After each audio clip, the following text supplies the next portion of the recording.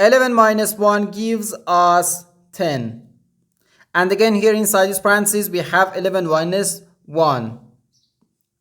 So 10 times 10 equals 100. But this answer is not correct because according to the order of operations, which is PEMDAS,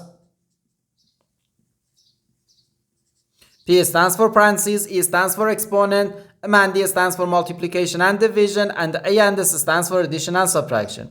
First we have to do parentheses, then exponent, then multiplication or division, and finally addition or subtraction. Remember that multiplication and division have equal priority and we have to work from left to right. And the same applies to addition and subtraction.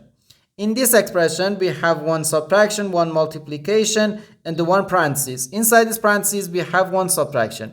Here we have a multiplication because in mathematics, when a number is placed next to parentheses, it means multiplication, and we usually don't write the multiplication sign for brevity. Okay, so according to the PEMDAS, first we have to do this parentheses, then this multiplication, and finally this subtraction. If we do this subtraction before this multiplication or this parentheses, it is wrong.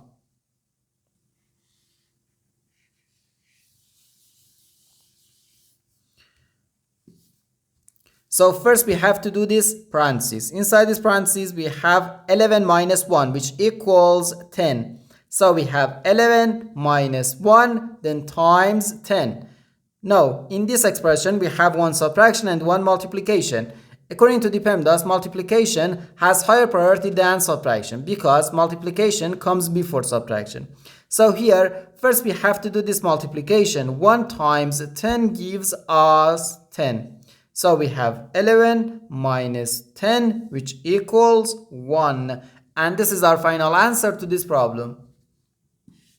The correct answer is 1.